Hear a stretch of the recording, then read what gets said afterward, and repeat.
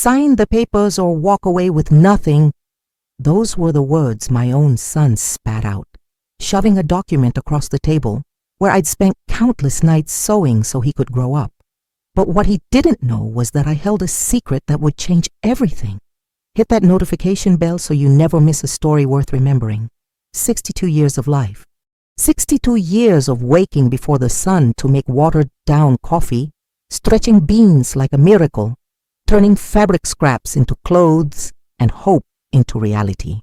My house was always simple. 3 small bedrooms, a living room that doubled as my sewing studio, a kitchen where the wood-burning stove shared space with the propane tank that only fired up for special occasions. That September morning, the living room table bore its usual weight. Its wobbly legs supported decades of stories. Homework graded by lamplight, dough kneaded when there was no money for bread, shirts mended so many times you couldn't tell the original fabric. Every scratch on the dark wood was a living reminder of the times being a mom meant conjuring miracles with my own 2 hands. I remember the late nights when my son was still little. I'd sit there under the yellowish glow of a 20-watt bulb, sewing school uniforms for other children. Every stitch was a penny earned. Every finished garment meant another day of food on the table. My hands, rough and dotted with tiny needle pricks, worked in silence while he slept. I never knew how many nights I stayed awake so he could sleep soundly. The house held the scent of coffee brewed through a shirt sleeve, of coconut soap and lavender I grew in the yard. On the peeling walls, yellowed photographs told our story. My husband in his military uniform before he left for the war and never came back. My son on his first day of school, beaming with a backpack I'd refurbished 3 times. Me, young and full of dreams, holding a child who had no idea how capable of such coldness he'd become. The backyard was my secret pride. Between the cherry trees I'd planted with my own hands grew herbs that cured our colds, greens that supplemented our meager plates, flowers that colored our modest existence. Every plant there sprouted from my sweat, my patience, my love for life, even when it insisted on being difficult. For 30 years, I lived alone in this house after my son got married. 30 years watching him grow in stature while his visits dwindled. First, they were Sunday affairs, then once a month. Finally, only on holidays that became increasingly formal, increasingly empty of true affection. That morning when I heard the car pull up, I felt something different in the air. It wasn't the casual visit of someone missing you. It was the sound of someone coming to settle scores, someone in a hurry to tie up loose ends. I made coffee as usual, set the table as usual, but my heart already sensed this wouldn't be a typical visit. The door opened without a knock. My son entered like he owned the place, followed by his wife, who barely greeted me. She, always haughty, with her expensive clothes and imported perfume that announced her arrival, surveyed the living room like she was appraising a property for demolition. Her eyes scanned every corner of the house, as if calculating the value of each piece of furniture, each memory. "Mom, we need to talk," he said, and for the first time in years, his voice held not a trace of warmth. It was the voice he used at the office, cold and direct. The same one I'd heard on the phone when he canceled visits or cut conversations short. I felt a tightness in my chest, but I offered coffee, just as I always did. "We don't have time for coffee," the daughter-in-law interrupted. Her perfectly manicured nails drummed impatiently on the leather purse that cost more than my 3-month pension. "We're here to sort out a situation that should have been handled a long time ago." They sat on the other side of the table, and for the first time, I felt like they were strangers. My own son, who grew up playing under this table while I sewed, now positioned himself as an adversary. The daughter-in-law opened an elegant folder and spread papers across the wood that knew our stories so well. "Look, Mom," he began, avoiding my eyes. "You're getting old. This house is too big for you. It's dangerous for someone your age to live alone." His words came out rehearsed, as if he'd repeated that speech many times in front of the mirror. We've found a solution that will be good for everyone." The daughter-in-law smiled, but her eyes remained ice cold. "We've prepared a room in our house, small but comfortable. You'll have everything you need: a bed, a closet, even a small television." She spoke as if offering an immense favor, as if saving my life. I looked around my living room. The curtains I'd sewn 20 years ago, faded but still sturdy. The sofa where I'd rocked my son when he was sick. The bookshelf where I kept the few books I'd managed to buy over the years, each read and reread until memorized. How could they reduce a lifetime to a small room in someone else's house? "And the house?" I asked, my voice coming out weaker than I expected. "The house." My son hesitated, finally meeting my eyes. For a second I thought I saw the boy I knew, but the expression quickly hardened. "The house will be sold. It's too much money tied up, Mom. With the sale, we can make some investments that will secure your support." Lies. I knew they were lies. I saw it between the lines, in the glance he exchanged with his wife, in the haste with which she organized the papers. They wanted the house for themselves. They wanted to turn me into a permanent guest in my own family. They wanted to erase my story to write theirs over it. "You just need to sign here," the daughter-in-law said, pushing a gold pen in my direction. "It's very simple, a document giving him power of attorney to handle everything. You won't have to worry about anything else." My hand trembled as I took the pen, not from fear, but from a rage that was building inside me like fire in dry straw. "I'm not signing anything today," I said, placing the pen back on the table. The word "today" was deliberate. I wanted time to sink, to fully grasp what was happening. The daughter-in-law sighed with exaggerated impatience. "Mrs. Maria, you need to understand this isn't a choice. It's what needs to be done." She spoke to me as if I were a stubborn child, every word laced with condescension.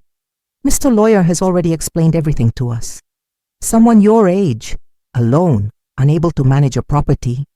I've lived in this house for 40 years, raised my son here, nursed my husband when he came back wounded from the war, kept this place from falling apart when we didn't even have money for paint. And now it's dangerous." My son finally shifted in his chair, uncomfortable. "Mom, you're getting emotional. Nobody's questioning what you've done. We're thinking about your well-being." His words sounded rehearsed, like he'd memorized a script. "You'll have more comfort at our place. You won't have to worry about repairs, bills, anything." "And what if I don't want that comfort?" I asked, looking him straight in the eye. "What if I want to stay here, in my home, with my plants, with my memories?" My daughter-in-law snorted. "Memories don't pay the electricity bill. Memories don't fix a leaky roof." She pointed to a small damp spot on the living room ceiling. "Look at the state of this house. It's only a matter of time before it becomes a ruin." I felt slapped. I knew that spot well. It appeared every winter and disappeared in the summer. My husband had taught me that some things in life were like that. They came and went, but they never truly left. Like love, like longing, like hope. To her, it was just another defect to point out. "Besides," my daughter-in-law continued, her tone now more aggressive, "you haven't even thought about the future. What if you get sick? What if you fall and there's no one to help? We can't be running over here all the time." Every word she spoke was a stone thrown at my dignity. Every time she mentioned age, illness, dependence, I felt smaller, more insignificant. It was as if I were being judged in a courtroom that had already decided my sentence before I could even defend myself. "Look," my son said, pulling another paper from his folder. "We've already spoken with a realtor. The house can be sold quickly. The money can be invested. It'll earn interest every month, guarantee your retirement." He spoke of money with shining eyes, as if it were the solution to all the world's problems. "And what if I say no?" I asked, my voice firmer now. They exchanged a look. It was a quick glance, but I caught it. The look of people with backup plans, of those prepared for any resistance. "Well," my daughter-in-law said with a cold smile, "we hope you'll be reasonable. After all, we're your only family. We don't want things to get unpleasant." The threat hung in the air like smoke. Unpleasant how? Fewer visits? Fewer calls? Or was there something more behind this whole conversation? I felt fear for the first time. But it wasn't the fear of being alone. It was the fear of discovering that my own son might be capable of things I never imagined. After they left, I sat at the table for hours. The silence of the house, which had always brought me peace, now weighed on me like an omen. For the first time, I looked around, trying to see what they saw. A faded sofa, curtains that needed replacing, an old television that worked fine but wasn't modern. Over the next week, I began to understand the world my son had built far from me. The neighborhood friends, always curious, told me things I'd rather not know.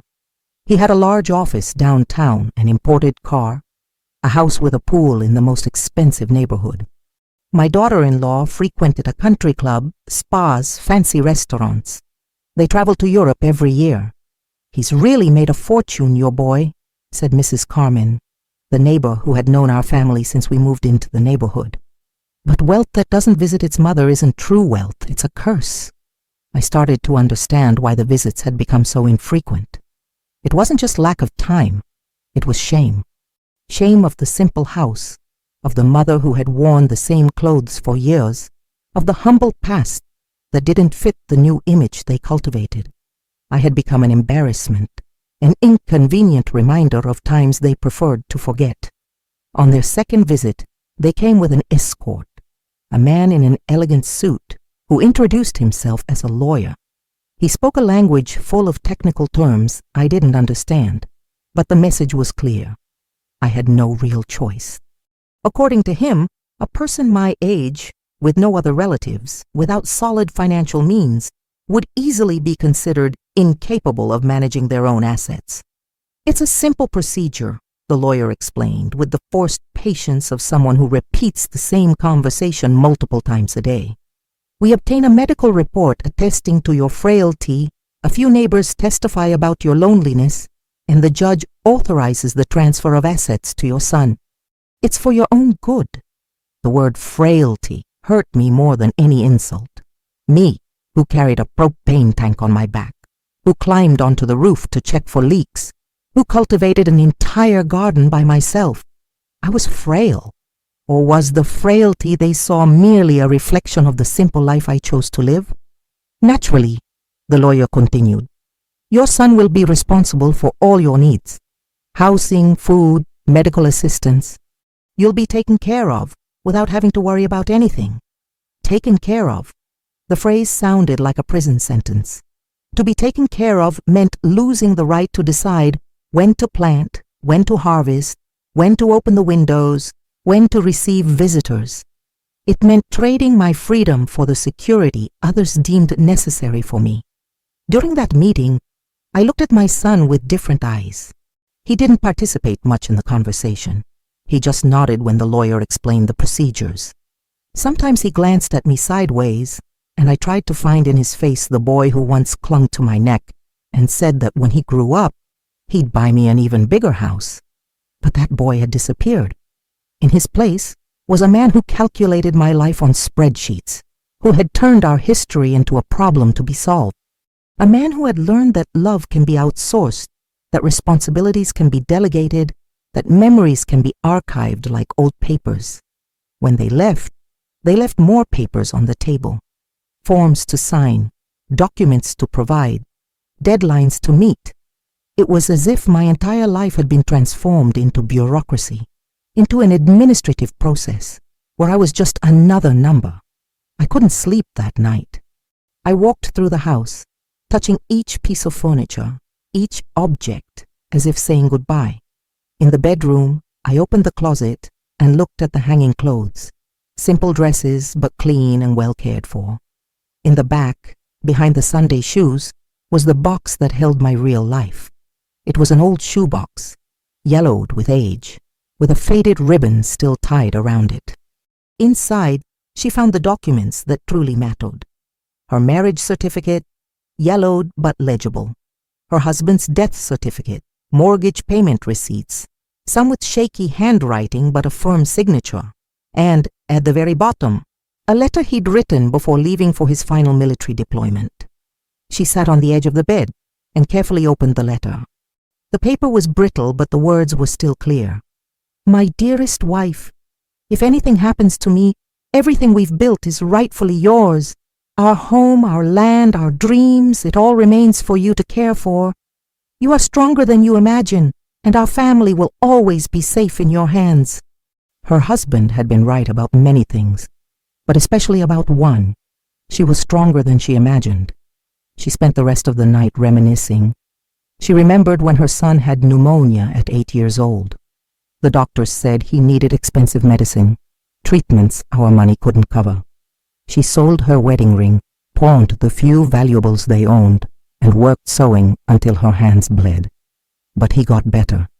He grew up strong and healthy because she didn't give up. She remembered when he wanted to go to college and they had no money to pay for it. She started selling baked goods from her doorstep, waking up at 4 in the morning to make snacks she sold during recess. For 5 years, every cent she earned went towards his education. When he graduated, she was in the front row of the commencement ceremony, proud, even in a borrowed dress. She remembered when he got married. She spent her 2 years of savings to throw a proper party so he wouldn't be ashamed of their simple family. She cooked for 3 days straight, decorated the community hall with flowers from her yard, and borrowed plates and cups from all the neighbors. Afterwards, everyone commented on how beautiful it was, how dedicated the groom's mother was. And now that same dedication had become inconvenient. Her past struggles were now a source of embarrassment. The house where they built their dreams had become a problem to be solved. She, who had been their fortress throughout their childhood and youth, was now seen as a burden. But there was something they didn't know. At the bottom of that box, alongside her husband's letter, were documents proving something important. This house had never been just our dwelling. It was our legal property, complete, paid off. Her name was on all the papers as the sole owner since her husband's death. More than that, there were receipts for improvements made to the house, all paid for by her. The new roof she'd put on 10 years ago, the flooring she'd replaced, saving penny by penny, the extension she'd built when her son brought his first girlfriend home. Every documented improvement, every proven investment. This house wasn't just her home. It was her legacy, built with her sweat and her dedication. They thought she was a naive old woman, clueless about papers and rights. They thought they could convince or intimidate her. But they forgot something fundamental. Those who spend their lives fighting learn to know their weapons. The next morning, she decided to do something she hadn't done in years. Visit the county clerk's office, where her husband had registered the house purchase. The clerk, a man almost her age, still remembered her. Mrs. Davis, what a surprise to see you here. His eyes lit up with genuine recognition. How are you? It's been so long. There are no legal impediments for you to do whatever you wish with the property. In fact, he lowered his voice, someone was here last week asking about this very house, an attorney. They wanted to know about procedures for transferring property from an elderly person. What kind of procedure? She asked, trying to keep her voice calm. Guardianship due to incapacity, the clerk replied, his eyes showing concern. It's a process where a person is declared incapable of managing their own assets. But Mrs. Davis, he leaned forward, to do that, they would need to prove that you have mental issues or are being deceived by third parties. And from what I can see, you are perfectly lucid. He wanted to know if she lived alone, if she had health problems, if she received many visitors. He claimed to be a social worker, but Mrs. Carmen was suspicious because he was asking very specific questions about her mental capacity. He even asked if you talked to yourself, if you forgot to turn off the gas, if you had trouble walking, she recounted indignantly. I told him you're sharper than many young people out there. But I thought it was strange, very strange. They thought she wouldn't find out, that she would passively accept whatever story they invented. They thought a lifetime of dedication had made her foolish, naive, easy to manipulate. But there was something they didn't know about her. During all those years of doing piecework sewing, she hadn't just earned money, she had learned. She talked to her clients, listened to their stories, discovered things about rights, about laws, about how ordinary people could protect themselves from those who tried to take advantage of them. One of her clients was a lawyer. Years ago, when she paid her for her daughter's dresses, they talked at length about women's rights, about property, about how to protect oneself from unscrupulous family members. At the time, she thought she'd never need that conversation. How wrong she was. I grabbed the card she'd given me years ago, and with steady hands, scheduled an appointment. It was time to find out exactly what my rights were and how to protect them. Dr. Helena greeted me in her office with the same kindness as years ago. She still remembered the dresses I'd sewn for her daughters, still spoke fondly of my dedication to my work. When I explained my situation, her face hardened. "This is more common than you might imagine," she said, taking notes. "Children taking advantage of their parents' age to claim their assets. And that's precisely why the law protects people like you." She explained my rights clearly. My property was legally protected. Any attempt at guardianship would require consistent medical proof, not just questionable testimonies. More importantly, I had the right to appoint an attorney and contest any proceedings filed against me. "Bring all the documents you have about the house," she instructed. "Let's get prepared. If they want a war, we'll show them they've messed with the wrong person." The following week, my son showed up again. This time he came alone, without his wife, without the lawyer. I thought maybe he wanted to have a real conversation, that he'd realized the mistake he was making, how wrong I was. "Mom, you're making things unnecessarily difficult," he said, sitting on the sofa as if he owned the place. "I heard you went to the courthouse, that you looked for a lawyer. Why are you doing this? We just want to take care of you." "Take care of me?" My voice came out stronger than I expected. "Investigating my life behind my back is taking care of me? Sending people around to ask if I'm losing my mind is taking care of me?"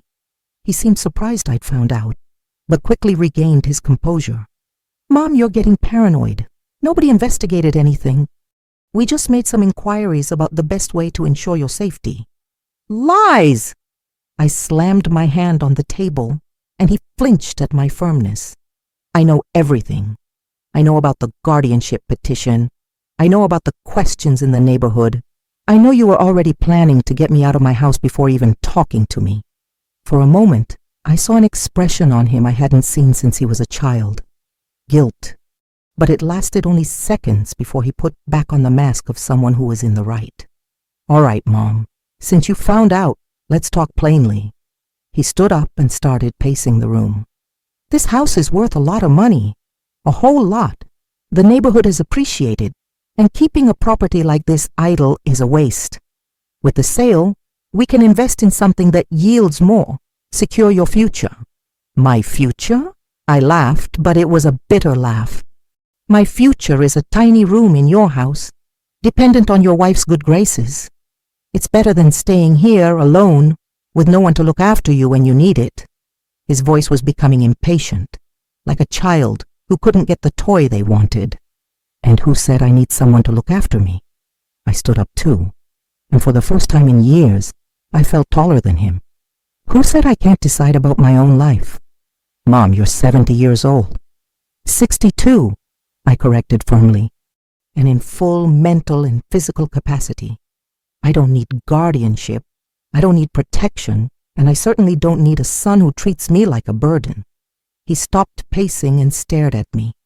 For a moment, I thought he would finally tell the truth, admit it was about money, not care. But what came out of his mouth was worse than any lie. "You've always been stubborn, always thought you knew more than everyone else. But this time, it won't work.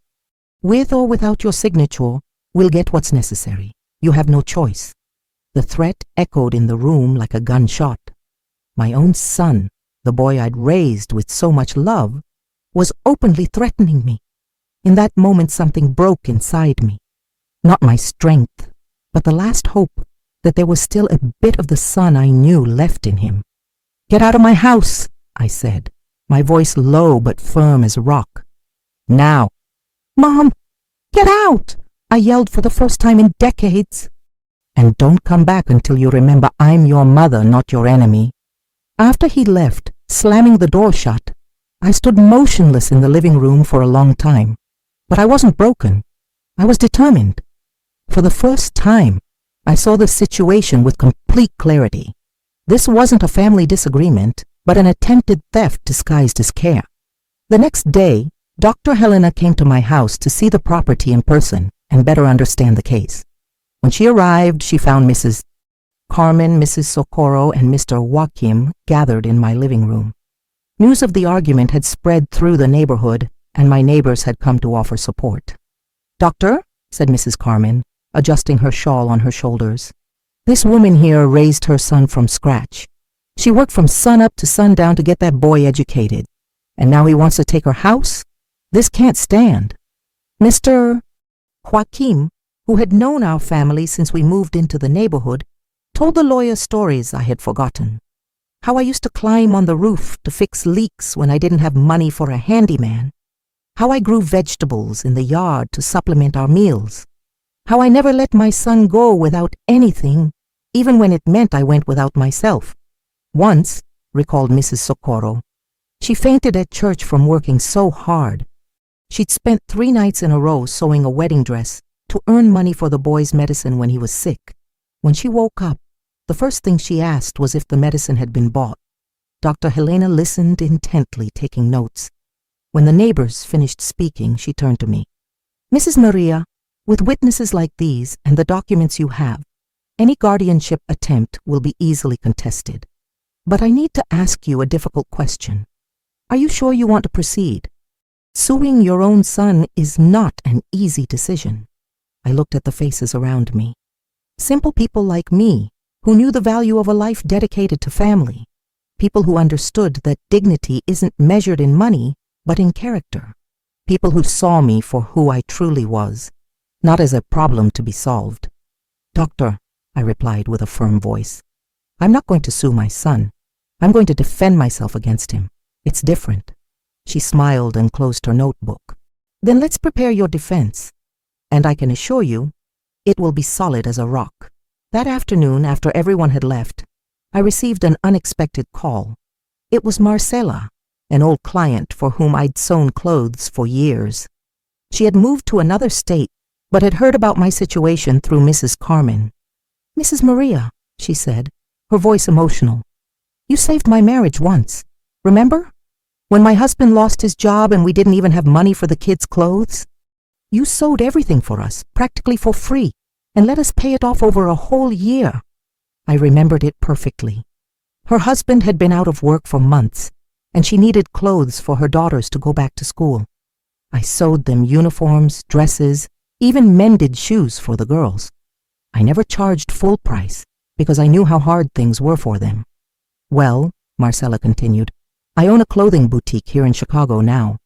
I've done well for myself, but I've never forgotten your kindness. If you ever need anything, money, a lawyer, a character witness, you can count on me." I hung up the phone with a warmed heart. All those years of helping others, I never thought I'd be the one needing help someday. But I was discovering that the seeds of kindness I'd planted were sprouting even when I wasn't watching. At the end of the week, my son returned. This time, he was accompanied by 2 men who introduced themselves as county sheriffs. He held papers that, he claimed, would force me to accept the sale of the house.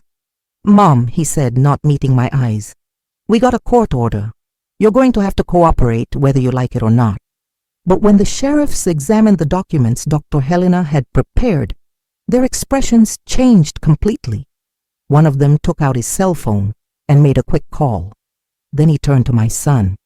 "Sir, there seems to be a mistake here. This lady is legally represented, and her documents are absolutely valid. The court order you presented is void in light of this documentation." I watched my son's face drain of color. For the first time, he realized I wasn't the helpless old lady he imagined. The silence that followed was deafening. My son looked alternately at the papers in his hands and at the documents I'd presented, as if he couldn't understand how his victim had transformed into a prepared adversary. "This can't be right," he mumbled. more to himself than to any of us. She's just an old woman. She doesn't understand the law. Sir, the younger sheriff interrupted, his tone respectful but firm. Your mother is fully competent and has documentation proving the legitimacy of her property. Any attempt to coerce her could be considered a crime. The word crime echoed through the room like a bell. I saw my son turn even paler, and for the first time in months, I felt the scales of justice had tipped. I was no longer the desperate mother trying to explain myself. I was the rightful owner defending my rights. Dr. Helena arrived at that exact moment, as if she sensed her presence would be needed. She greeted the sheriffs professionally, and then turned to my son with the authority of someone who knows the law. Sir, she said, consulting some papers, I must inform you that any further attempts at coercion against my client will result in criminal charges for attempted fraud and unlawful restraint. Your mother is fully capable, completely protected by the law, and absolutely determined to uphold her rights. My son finally looked me in the eye, and in that gaze, I saw something I hadn't expected. Fear. Not fear of me, but fear of the consequences of his actions. All this time, he had believed he could manipulate me with impunity, that my age and simplicity made me vulnerable.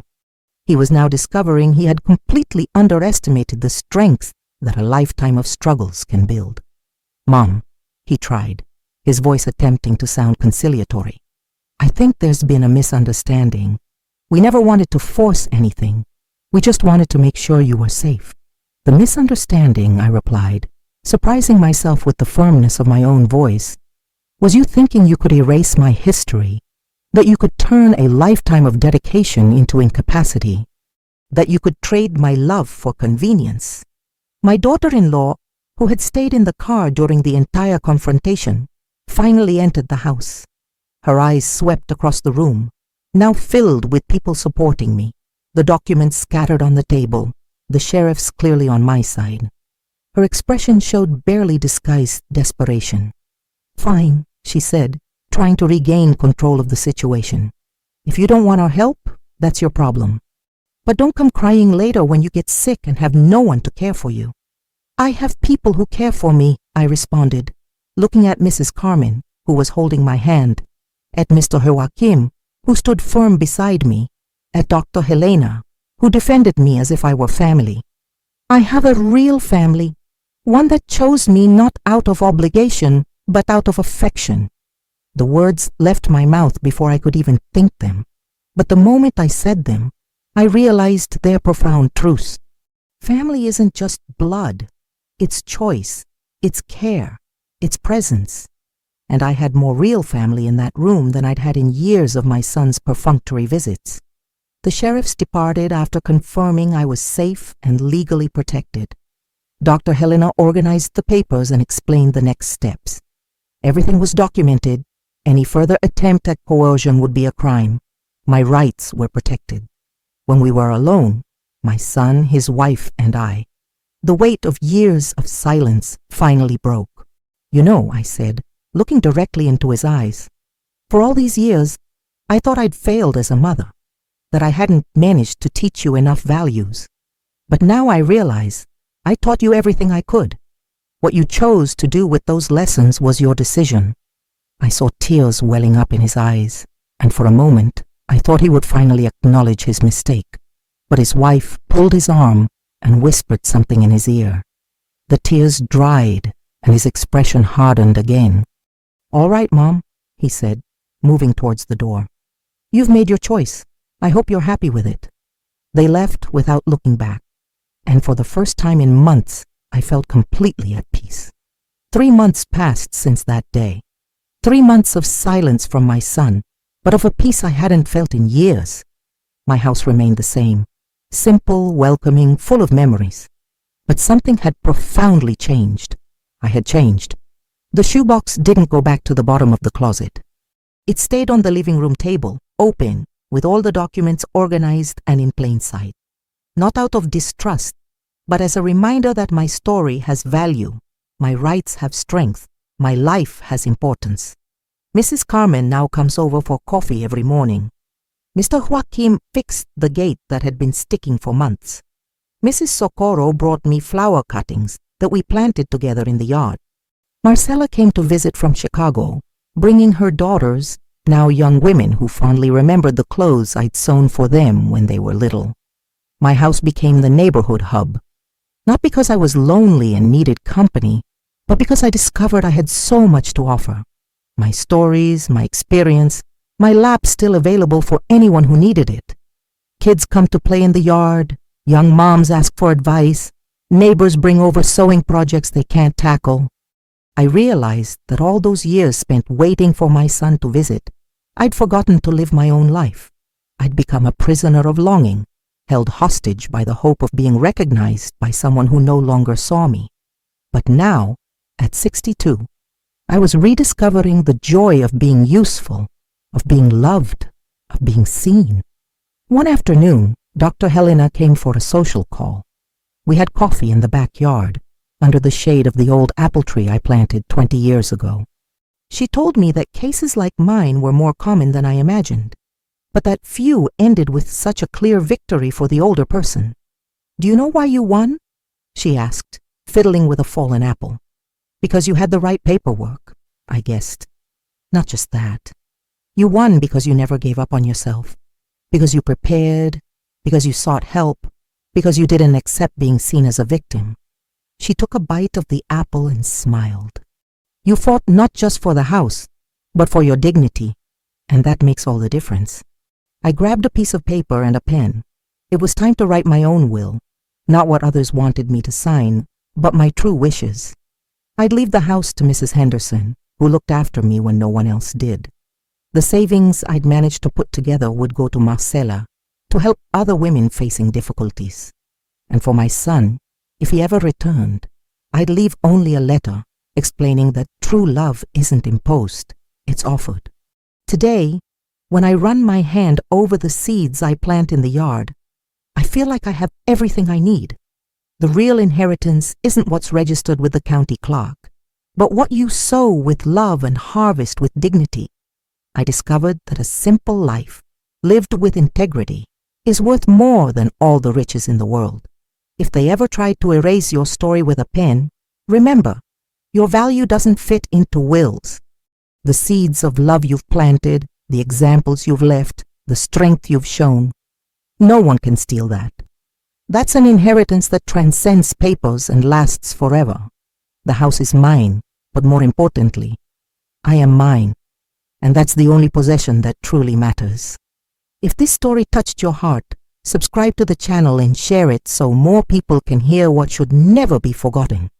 How many mothers and grandmothers do you know who deserve to have their dignity recognized? Comment below and help keep alive the stories that deserve to be remembered.